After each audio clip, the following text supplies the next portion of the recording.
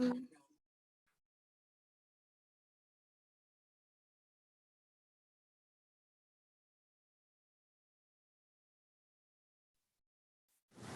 right, I see everyone hopping in. Hi, everybody. Thank you for joining us. Can I get a couple more seconds? I see some board members and committee members. Okay, great. All right, well, good afternoon, everyone. Thank you for joining us today. My name is Brittany Norton. I'm a part of the BPI Advisory Committee and the Chair of Community Engagement. Today, we're going to be discussing redlining, how it has impacted our community in Winston-Salem and Forsyth County. And we're going to also identify the steps that each of us can take to undesign the systems that were put in place by this racist and unjust practice. We'll start the event today with a short pre-recorded tour introducing you to the Undesign the Redline exhibit. We are unable to show the full exhibit virtually due to copyrights, but we will be putting information in the chat regarding how you can visit the exhibit locally in Winston-Salem on your own or as a part of one of the upcoming guided tours. So if we are ready, we're now going to start that recording.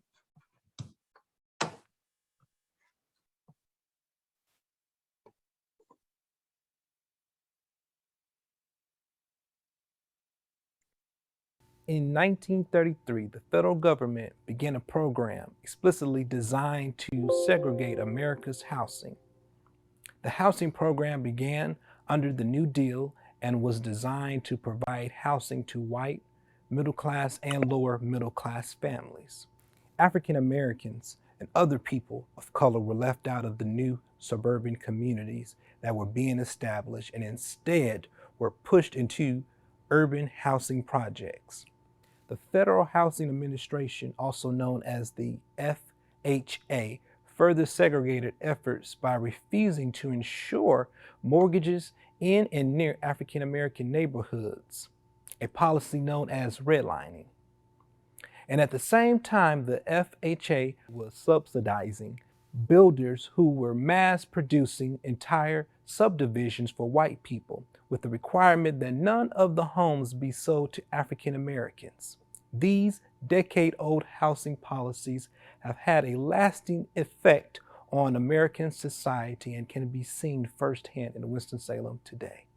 Thank you for joining us for a virtual tour of the Undesign the Redline, an exhibit now on display at the Forsyth County Central Library through February 28th. My name is Ethan King, and I serve as the president of Hope Dealers Outreach, a local nonprofit organization that seeks to collaborate with others and uphold our values of love, peace, and unity, and aims to address poverty and injustice against marginalized communities in the border Winston-Salem.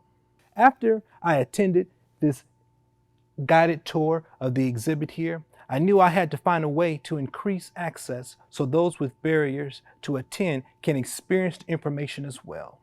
That's why Hope Dealers Outreach was thrilled to partner with BPI to offer our community this unique and virtual tour experience, and personally being able to share this critical history with you as we celebrate Black History Month, and which makes the experience even more powerful. Many community partners have collaborated to bring Undesign the Redline to Winston-Salem, sharing a commitment of examining our deep and harmful history of racism and inequality, working together to invest in a new and more equitable way forward. You can visit wsfoundation.org/undesign for more details about this exhibit. While we do our part once again to flatten the curve of COVID-19 affecting our community, we hope you'll learn something new about redlining and its harmful effects in Winston-Salem. You can ask us questions and make plans for how you will be a part of undoing the systematic segregation that has hindered our community for far too long. Thank you again for joining us. And now I'll turn it over to Shamika Starke, the Strategic Initiatives Officer at the Winston-Salem Foundation, to guide us through this wonderful exhibit. Thank you so much again for joining us today for a virtual experience of Undesign the Redline. Undesign the Redline is an interactive exhibit that tours the country and is used as a tool to encourage discussion about deep and systemic issues that created many of the inequities we see in our communities today. There is a lot of history and information that I won't be able to cover today, but if you're here locally in Winston-Salem, we encourage you to visit the exhibit and really take time to immerse yourself in the information.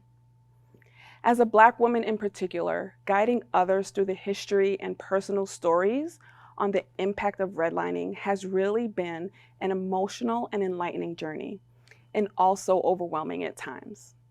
Even still, I feel so honored and privileged to share this virtual space with you today, especially during Black History Month. There are 5 sections to this exhibit. Section 1 introduces us to the legacy of redlining. If we go back to the 1930s, when redlining is being implemented, we're at the tail end of the Great Depression. Millions are out of work, and many homes are facing foreclosure. It's also important to note that during this period, most homes were either purchased with cash or short-term mortgages averaging about 5 years. The government was not in the business of home loans. Redlining was a part of the New Deal housing program enforced by the federal government during the Roosevelt administration. So, to help stimulate the economy, this administration passes the New Deal, essentially inventing the 30-year mortgage and creating the, quote, American dream of home ownership. But the government also wants to make sure that this new program only benefits white Americans. So they intentionally bring Jim Crow, or laws that enforce racial segregation, into the structures of home ownership. As the government starts to make these loans, they realize that they don't have a universal lending system for the entire country. So they create these maps using a color-coded credit system that was primarily based on race. The map includes 4 colors: green, blue, yellow, and red. As we move to section 2 of the exhibit, it features a localized redlining map. This back behind me is the Winston-Salem 1937 redlining map. In looking at the map, you'll see that the green was considered best and were neighborhoods with restrictions on infiltration. Blue was still desirable, yellow was considered declining or undesirable neighborhoods, and red areas were deemed hazardous. The term redlining comes from distinct red lines that were drawn on these neighborhood maps, designating predominantly Black neighborhoods as hazardous or too risky for investment. And the government even says that these restrictions are good because limiting hazardous infiltration is how you secure real estate value. If your city or town didn't have a map, there was still the underwriting manual, which told lenders to look out for hazardous populations and to prefer areas with restrictions on infiltration, meaning there were whites-only covenants or restrictive deeds saying that they couldn't sell their home to a Black family. There was also the race and value argument of the 1920s that read, quote, "The colored people certainly have a right to life, liberty, and the pursuit of happiness. But they must recognize the economic disturbance which their presence in a white neighborhood causes, and forego their desire to split off from the established district where the rest of their race lives," end quote. These maps effectively sent redline neighborhoods into a path of decline and disinvestment that many cities are still recovering from today. Today, there are still areas where you'll find lower home values, abandoned homes or lots, and closed businesses in areas that were once thriving, full, successful Black communities. We fast forward to today and we see that this redlining system created the geographical layout that we're familiar with seeing across the US and right here in Winston-Salem. Concentrated areas of poverty in cities with mostly people of color and much wider, wealthier suburbs surrounding them. If you have time to make it to the library or on your screen, I encourage you to pin yourself or someone you know on the map to see what your color designation would have been. Section 3 is really the centerpiece of the exhibit and tells the story of how redlining connects to our shared history today, providing a timeline of policies, practices, and investments as well as collective responses to their effects, all the way from the 1800s to today. The top shows macro themes of policies and systems put into place that evolved and carried forward the impacts of redlining. And the bottom up shows where courageous people mobilized to respond and combat the negative impact of these policies. There are also localized stories of structural racism and stories of activism highlighted on the cardboard pop-outs throughout Section 3. There is so much here, and I hope you'll take the time to visit the exhibit while it's still here, or visit www.wsfoundation.org/undesign to access additional resources that tells the story of this history as well. As we make our way through Section 3, you'll see that racial terrorism is rising in the South with the KKK. Northern universities like Harvard are pushing scientific racism or eugenics to prove white supremacy. White families are moving to suburbs, which are getting massive government subsidies. And we also have things like blockbusting, where real estate speculators are using race to devalue neighborhoods and flipping houses for triple the price to Black families. These are families who already can't get a loan and having to use contract buys, causing them to lose their property if they don't pay the home in full or even miss a payment. Meanwhile, slum clearance and urban renewal programs are proposed as solutions to growing slum problems created by deliberate withdrawal of city services, such as trash pickup, street maintenance, or other public amenities, to these dying neighborhoods as a way to make up for lost tax revenue.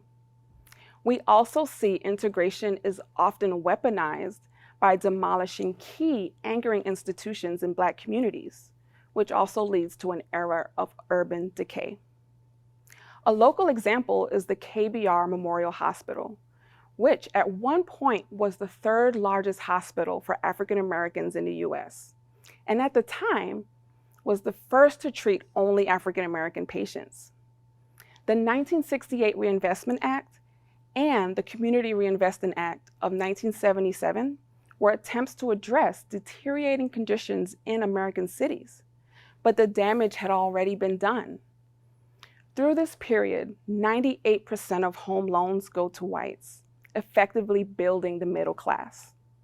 For some context, during this time, zero money down home loans were reserved for whites, and the median home value was equal to the median income of about $60,000 to $70,000. Today, the median home value is 6 times the average median income. This creates a massive wealth gap because, one, we know that wealth is transferred intergenerationally, and the main mechanism for wealth building in the US is home ownership. This brings us to today, when cleaned up neighborhoods are primed for investment. Speculative real estate pouring back into previously redlined areas for the first time since the 1930s, causing an affordability crisis. Like I said, there is so much information here in Section 3 that would take days to cover, but hopefully you are inspired to go off and learn more. Section 4 includes more local stories of redlining and policies like it, as well as resistance and solutions. We are so grateful to the local Winston-Salem African American Archive and other community partners for helping to bring these stories to light. Section 5 asks the question, where do we go from here? And prompts us to find some of our own solutions. The exhibit highlights many of the crises we see from one time period were the result of so-called solutions from a period before. When creating these laws and policies, those in power didn't consider the larger context of what was causing the problem or the resulting consequences on those most impacted. And without a doubt, did not include the people closest to the problem in the decision-making process of how to solve them. So now, where do we go from here? This is a question so many people asked when I was giving these tours. It is hard not to want to take action after hearing all of this. But first, we must ask ourselves some critical questions And always, I mean always, make sure we are listening to those who have been and are continuing to be the most impacted by these issues. So my question to you is, where do you want to go from here? What action are you going to take? Maybe you'll do some research about redlining. Maybe you'll commit to learning more about structural racism. Maybe you'll learn more about local history by visiting our local libraries or Winston-Salem African American Archives Facebook page. Or maybe you feel inspired to give your time, talent, or treasure to groups already taking action.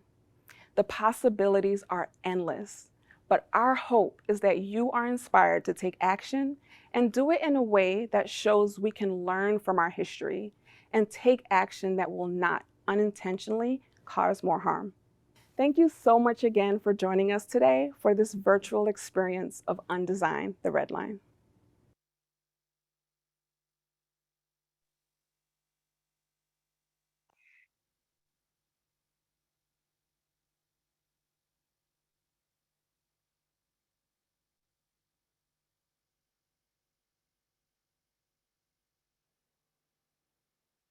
Good afternoon, everyone.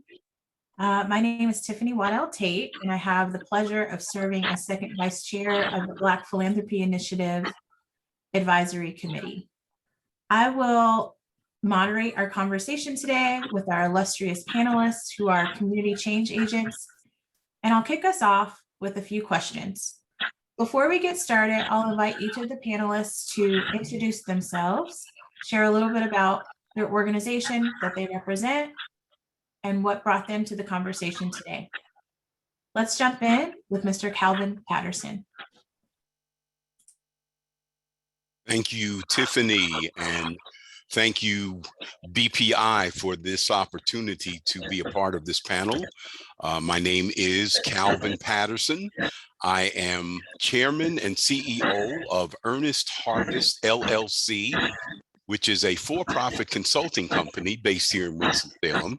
But as far as my representation today, I am president of the Winston-Salem Black Chamber of Commerce. We have been around since 2002.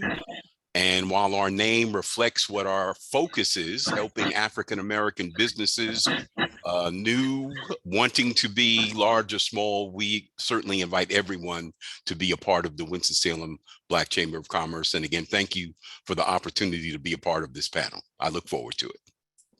Wonderful. Thank you, Calvin. Next up, we have Frankie.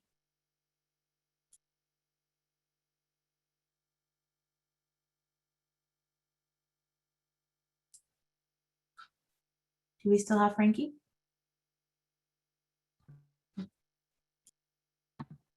Are we there yet? Can you hear me? Okay, I'm sorry. Let's start over. My name is Frankie Gibbs, founder of Hope Dealers Outreach. Our organization focuses on helping build a community and fighting against gun violence and bringing people of all races together to help build this community and make it a better place. And my representation here today is through partnering and collaborating with BPI with this event, with this virtual event. And I was inspired when I visit the exhibit in person. When I experienced the exhibit in person, it touched my spirit, and it also touched my organization spirit. And we said, hey, there has to be a way for us to get everyone else involved in, to let people know like this is available to you in your community. So I am grateful to be here today. Thank you. Awesome. Thank you, Frankie. Next up, we have Linda.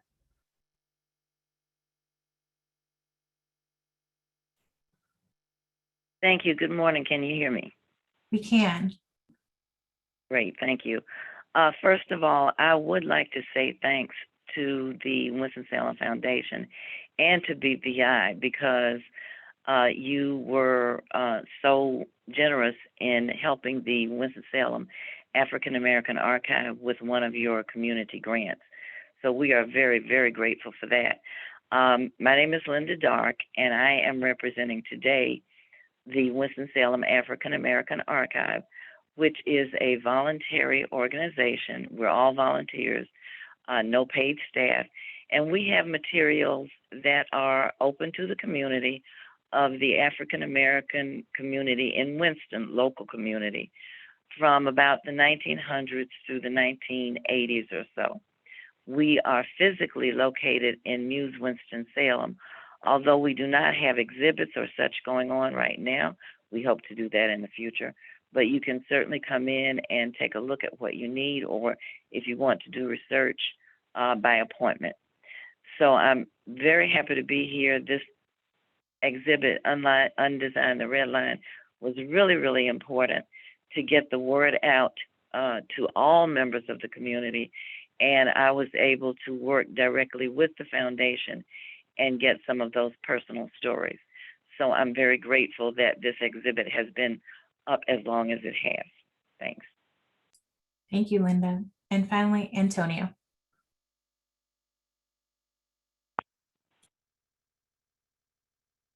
Hope you're on mute.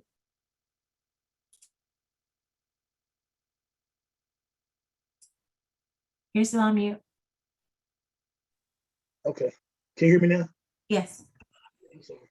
My name is Antonio Stevenson. I'm the founder and CEO of My Brother's Second Chance. I currently mentor close to 30 young men, and I would like to think that I'm here today representing the present and future of home ownership through education. When I was a young man and my mother would take me downtown, all I saw was predominantly Black-owned businesses. And when I walk downtown now, I see just the opposite.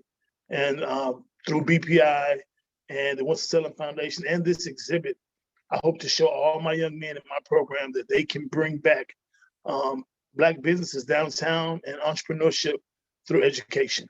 Thank you all for having me. Thank you, Antonio.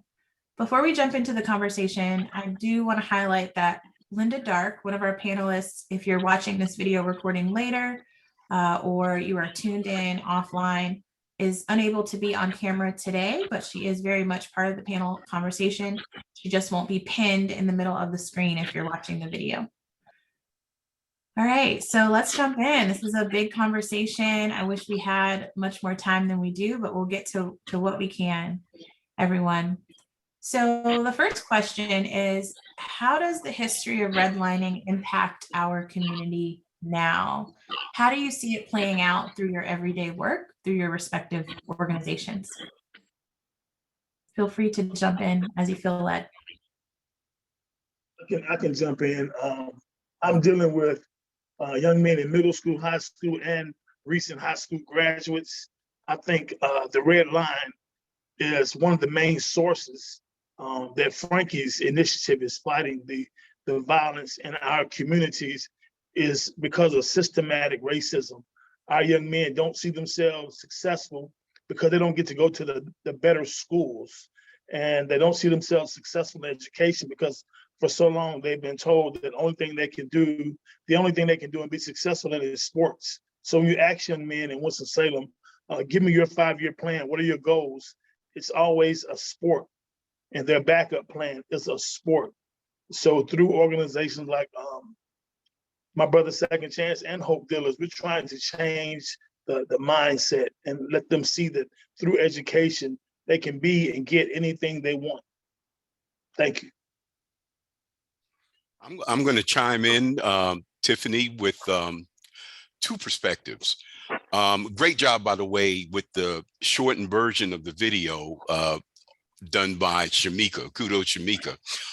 The exhibit that I visited, panel 2, exhibit B1. One of the things I loved about the exhibit was it had source documents to go with the narratives that were on each of the panels. Now, the reason I mentioned panel 2, exhibit B1, is because that references the northwest part of Winston-Salem. It did then and it does now. And it mentioned, I'm going to read verbatim, I jotted down some of this information. Detrimental influences in this particular section. I think it was the yellow. It says fertilizer plant on north end and colored population in southwestern side area zone to restrict infiltration of colored population. Now, the reason I mention that first is we all are probably familiar with the Weaver fertilizer plant fire. That's the fertilizer plant that Exhibit B1 is talking about. So one real 2022 impact from something that began in the 1930s is the environmental impact, the housing impact. Yes, we can do the whole, why was the chemicals that were stored there? And we've heard Chief Mayo, the fire chief, talk about back then in the 30s, there were no fire codes. But my point is, redlining had something to do with that. And it's interesting that colored people were considered as detrimental as the fertilizer plant. So that's the first thing that jumps out. The second thing that jumps out in the context of being president of the Winston-Salem Black Chamber of Commerce is the whole economic impact. The members who are mostly members of our organizations are the smaller businesses. So when it comes to access to capital, when it comes to having equity in your home that you can use to start a business, it's less because of the lower median household, et cetera, et cetera. So those are two directly linked 2022 impacts today that, of course, we're trying to do something about one day at a time. Yes. I'm just blown away. I'm just the type of person who just love to just take in the wisdom, and I just loved everything that both of my big brothers have said. And I was affected by the Winston-Salem Weaver plant. It's literally 0.4 miles away from my house. At 3 a.m. in the morning, we got a knock at our door by a Winston-Salem firefighter telling us at 3 in the morning that we had to leave. And my son was out of school from January 31st until recently, this past Monday, dealing with asthmatic issues that was caused from the Winston-Salem Weaver plant. So, that particular situation has played a big part within my life and even the Black community life. Everyone that I knew that was connected to that plant were Black. And so the one thing that I will say, as well as, fighting right now, I am going to court today at 2:00. I've been going for the past 5 months. I'm going to court for a 14-year-old who's down for a murder charge. Murder. 14 years old in for murder. And watch this. This is why I say, my mom used to always say that community starts at home. This is my little cousin. Same last name as me. I'm out saving I'm out in the community touching every other young person. And right in my house, there's a 14-year-old little cousin who's right now on trial for murder. But I was looking over his case last night, and I have it literally right here from his lawyer and the detectives. There was nothing around his environment that told him that he can be great, that told him he could be successful. He didn't even have access to football or basketball because mom is the single mother of 8 boys. He's the oldest at that. He has no access to nothing that was going to help him be great. And now he has a murder charge knocking at his door. He's looking at almost 15 years to life. So it does play a big part. The redlining does play a big part because telling you what others get access to on the west side is not what our kids get access to on the north and the east side and the south side. Thank you. I This appreciate is Linda.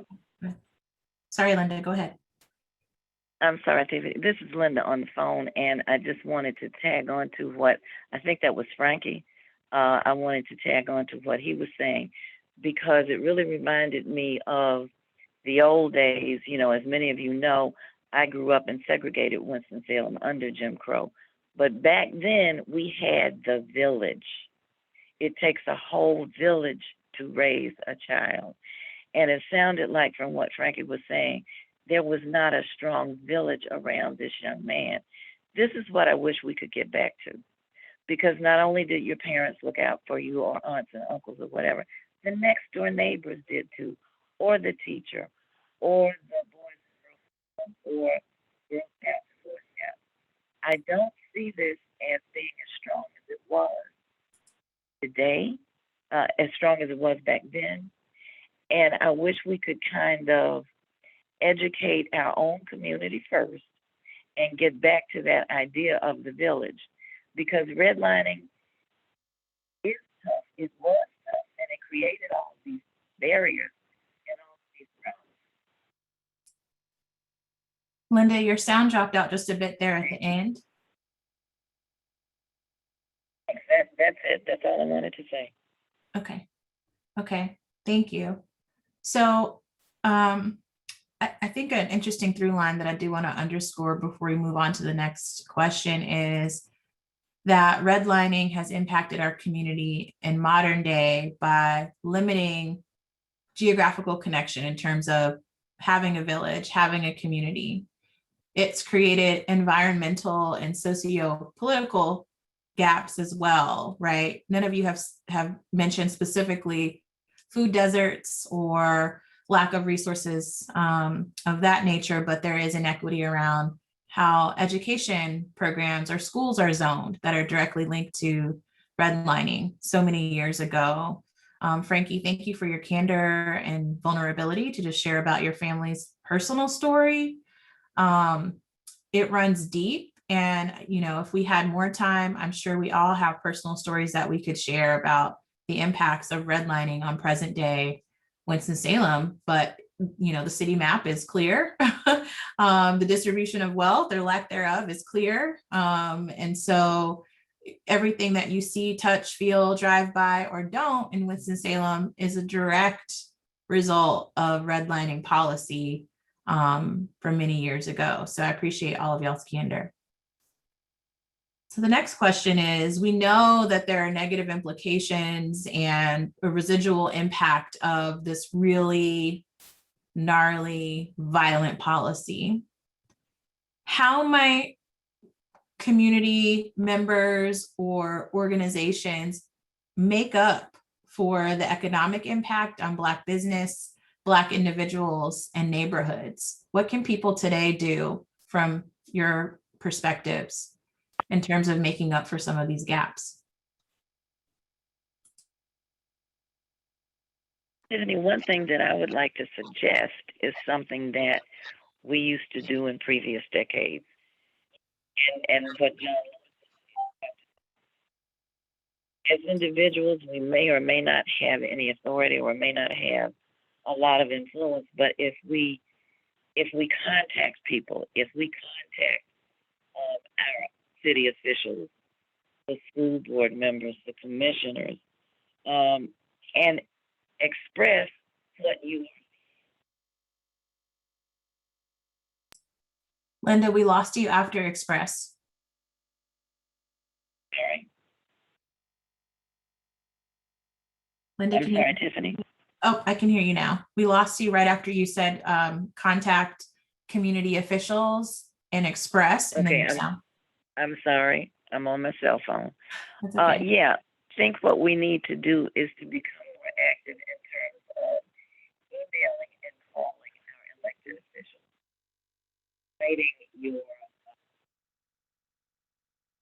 writing folks in Congress locally, even if you think they're not going to listen.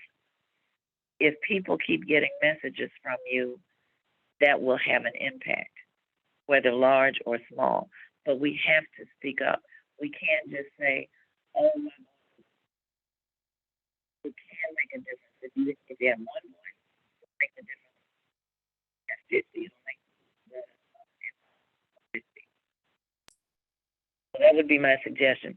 We need to become more active, but one way to start doing that. Linda, we're still losing you a bit, but I think that the key takeaway you're sharing is that we have to be civically engaged and contact our officials, be active, be in communication, and send messages. So hopefully you can hear me. We lost you for a bit. Antonio, I see your mic is on. Yes, you asked what can we do now? I think the dream of owning a business downtown is very dark right now. It's not something we see that can happen. But what I do think can happen is, I mentioned it to some of the young people that are washing cars and doing landscape, cutting grass. And I think we need to bring those programs to our local high schools every Saturday, Friday evening and Saturday, and just get our young men, our young people, even our young ladies involved. And I think that'll keep them out of some of the things they're getting into in the community on the weekends. But long term, I think we need to find some of the successful entrepreneurs and bring those people into our local schools to share how they got to where they are, because that's what our future looks like, entrepreneurship. And that's what I try to do every week. I try to bring the Frankie Gibbs and put them in front of my young men. He's a young leader. I want them to see and feel his energy and just see that they can be more than what they see every day when they go home to Cleveland Projects and Piedmont Homes. So many people work in those places, but as soon as it's time to go, they're part of the traffic. They can't wait to get out of there. And I'm not mad at them because there's so much violence going on, but this is the only way that I see the violence stopping. And again, it's systematic racism. These people don't see themselves successful. I used to be one of these people. And through mentorship and people, just showing me love, my high school coach took me to Clemens when I was 15. And I said, you know what? I want to live here one day. And that's where I live now. And it wasn't easy, and it's not easy. I'm a check away. But at the same time, I let my kids know, you set goals, you dream hard, and you bust your tail, and good stuff happens. And I just wanted to say that. Thank you. Thank you, Antonio. Calvin? Tiffany, I'm going to chime in. I love everything that Linda and Antonia shared. I'm going to suggest something strategic, not that anything that has been said is not strategic, but this is what I mean. I'm thinking specifically of the Sunrise Towers near downtown. Now, for those of you not familiar, that's a facility, a high rise. I think it was built in the 60s, right? To partly address this redlining thing. Let's create some affordable housing. Got into disrepair, right? And then there were conversations about we're going to knock it down, and we have a developer that's going to create something new. And there was an uproar in the community, not just by the residents at Crystal Towers, but across racial lines and across economic lines. People said, let's figure out the right thing to do for these folks and for the city. Then projects began to happen. And that's where I'm going. Because if we try to tackle as an individual or the Winston-Salem Foundation or the Winston-Salem Black Chamber of Commerce or any one or two organizations, this humongous monster called white supremacy / redlining, we're going to come and go in this world, and our kids and grandkids are still going to be working on some stuff. So if we think of it in terms of a project, what's the specific goal? How many units of affordable housing? How many specific people in this zip code or that zip code? And the second part of it is, because I see the diversity of folks attending, really great turnout. African Americans need to start coming up with projects with specific goals. But the non-African Americans, the decision makers that are on this call, the folks who are maybe in the state government, the local government, in the corporations, they need to have conversations among themselves about how can we be intentional to work with these African Americans and other people of color to work and address this issue, because it's not going to be solved all at once. You know, maybe 20 years from now, people are still talking about redlining. But if we are on a project by project basis, and there's so many tentacles, the brother talked about the crime piece. The brother talked about the mentoring piece. Linda talked about the village piece, how it used to be. I'm here talking about the economic piece. There was a company called Safe Bus Company in the primary Black part of Winston-Salem, in the midst of Jim Crow, redlining, and all the rest. So guess what? It was a combination of what everybody else has said. It was a village, but it was the African Americans in the midst of that coming prepared. So when we hear about American Rescue Plan money and infrastructure questions, I saw a question in the chat about, is there something in the infrastructure bill? Part of what we do at the Winston-Salem Black Chamber of Commerce is help folks prepare to take advantage of these opportunities. Because it's one thing to hear about federal grants and state grants and county grants, but it's something else if you don't have the training or someone to help you get prepared to take advantage to address this red line issue. So projects, coalitions. That is great. Thank you, Calvin. I want to underscore too, one of my next questions was going to be, how might white community members have the greatest impact on undoing this damage? And to your point, there's so many different tentacles related to relief efforts or policy changes that can happen. It's a huge ocean. And white allies can do a lot of work from decision-making seats or 1 to 2 degrees away from decision-making seats in terms of networking.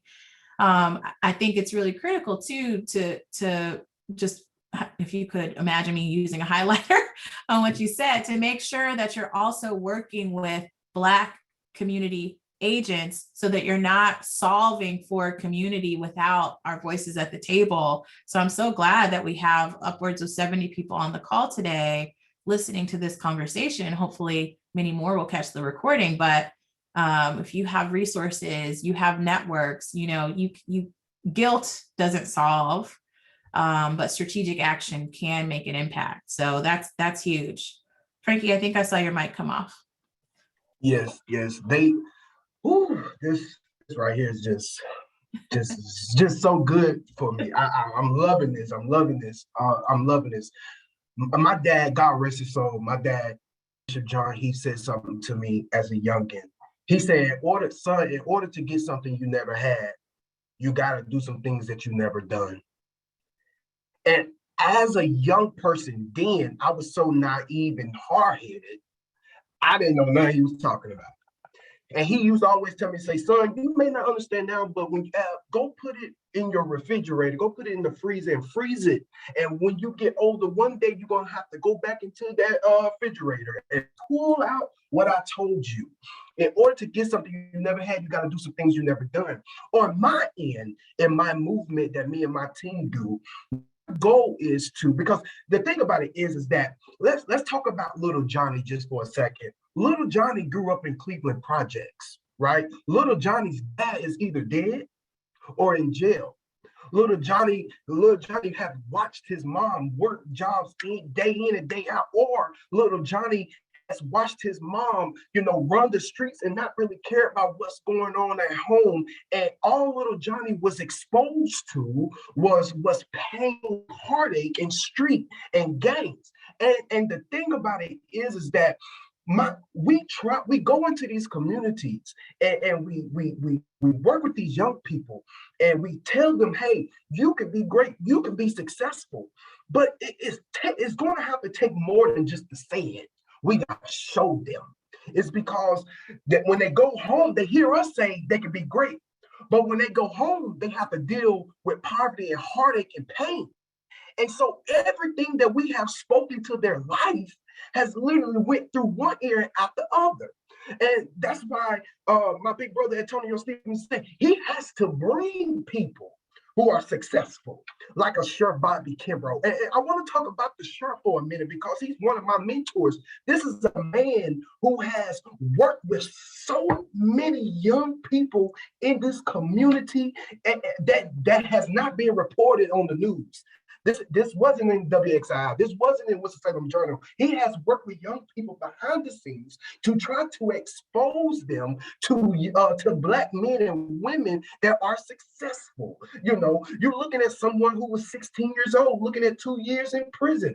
I was in a gang. I've been shot at. I've been in fights. I have disrespected my mother. I got my mother put out of apartments and different things. We lived out of hotels. But one thing about it is that I didn't allow it to become my life, because I knew that in order for me to get something I never had, I had to do some things I've never done. I had never had a father in my life speak to me and I listened. So I had to listen to a man like Calvin Patterson. I had to listen to a man like Antonio Stevenson or Bobby Shirk Kimbrough. I had to humble myself and listen to them. So the one thing that I will say is that to everyone that's on here, you can't just say it can be great, but you have to bring some things to the table to show them they can be great. To my white brothers and sisters, you have funding and resources that will help people like us who are with these people daily, working with them. You can give us funding and resources that will help us see greater things besides Cleveland projects. You will help them see better things besides the Circle, Rolling Hills, all of these different neighborhoods. So that's something that we must do, is not only say it, but we must show them. Thank you, Frankie. All right, so I do want to be mindful of our time. We have a few questions from the audience. There's been a lot of conversation in the chat highlighting possible solutions for that last question as well. So if you have missed those, make sure you scroll the chat and check it out. One question that came through from the audience earlier that I want to make sure we get to is, what are ways for community members who have an interest in volunteering at organizations represented on the call or other similar initiatives in Winston-Salem to get started? My brother, Second Chance, can you hear me? Yes. My brother, Second Chance, has a website, www.mybrothers.secondchance.com. We welcome any and all mentors. We do not discriminate. As a matter of fact, I put on Facebook that I needed 30 mentors, and embarrassing to say, more white people showed up to help me than Blacks. And I'm not going to turn anyone away, because my young men need to see that people are willing to help them from all walks of life. But I want to say this, and I'll be done. I think it's the education piece for me, because there are programs like Habitat for Humanity that will help you build a house and have your own home. You don't have to continue to go from project to project to project and stay in that undesign of the red line. So I want to say that and tell Frankie, God bless you. Love you, man. Thank you all. Thank you. Go ahead, Brother Calvin. I'll make it short, Brother Frankie. We have a website that is the Winston-Salem Black Chamber of Commerce, WSBCC, as in Winston-Salem Black Chamber of Commerce, WSBCC.org. It's new and improved, and it'll share about opportunities to join as well as volunteer. Yes, we're a totally volunteer organization as well.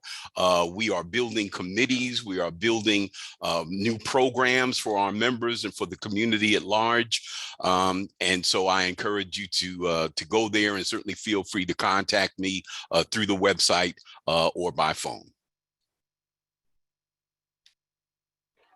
And thank you so much, Brother Antonio. You have always been someone that I have looked up to, and you have really inspired me in so many ways that you don't even understand. I'm gonna get to the point, but I want to say this publicly. There was a time where I was dealing with some things about, I think, 2 years ago, and you said something to me that literally brought me out of a dark place that I really was heading down towards. And I just want to thank you publicly for being the man that you are, you know. And so The best way you can all get with Hope Dealers Outreach, we're always doing something. Hope Dealers stands for helping other people everywhere, where we believe love is in love until you can give it away. You can check out our website, which I have put in the chat, is www.hopedealeroutreach.org. Again, www.hopedealeroutreach.org. We have plenty of things for you to do. We have a new program that we have started in the community for high school students. Is called Surge, where we allow high school students to come be a part of our internship program, where they will learn the ins and outs of nonprofit and outreach work. And so we do believe in that we need everybody to come and be a part. You have a part to play here. You know, you don't have to have a certain degree or experience in community work. Just come on with a heart to help and a heart to give. And we're looking forward to working with you, where we believe in love isn't love until you give it away. Thank you, Frankie. Linda? Oh, Linda, we can't hear you if your mic is on. Can you hear me? We can now. Okay. I just wanted to say that the artists love what students we do not have paid attention. Great. I hope I didn't. And You think everybody heard me? We lost you again, Linda. Feedback here, but I have asked Katie to put my email address on the chat, and you may contact.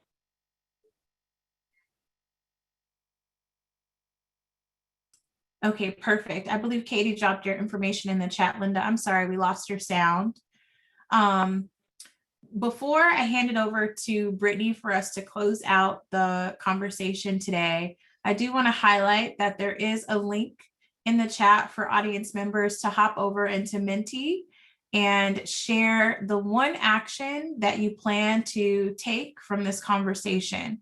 Now that you've joined us, heard a little bit about how our panelists are moving and changing things in the community through their respective organizations and initiatives, and also how the exhibit has manifested in our everyday lives as individuals and community members, and more broadly, when you think about systemic issues.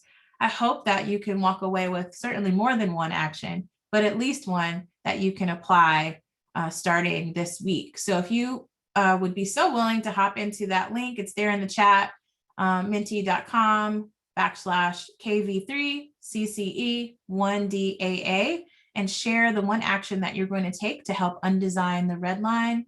That would be incredible. Thank you all for sharing time with us today and sharing your personal and professional stories. When the pandemic is over, I hope to spend some time with all of you in person, offline. Calvin, I'm going to send you an email. And also, everyone, just thank you for joining me for this conversation today. Linda, Calvin, Frankie, and Antonio, deeply appreciate your wisdom and energy around this conversation. I'll hand it over to Brittany Norton, a fellow BPI Advisory Committee leader, to close us out. Thank you, Tiffany. Great job, everyone. Thank you for everyone joining us today. We would like to especially thank our moderator and my fellow BPI Advisory Committee member, Ms. Tiffany Waddell-Tate, for facilitating such a thought-provoking discussion, and to our panelists for contributing all of your thoughts and insights with us today. BPI would also especially like to thank our Hope Dealers Outreach organization for approaching BPI with the idea to really create this virtual experience for the exhibit. We are so grateful to you all for your time, talent, and treasures that your organization continues to invest in this local community and through your advocacy efforts. With that being said, I hope everyone has a wonderful afternoon. Please, if you have not yet, do get to the Central Library to visit the exhibit in person. I know those links have been dropped in the chat, and there are quite a few guided tours left happening this month through the 28th. So we certainly encourage you to be a part of that, and like everyone is saying, remain informed. It's important. All right. I think that is all we have, Ms. Tiffany. Have a wonderful afternoon, everyone.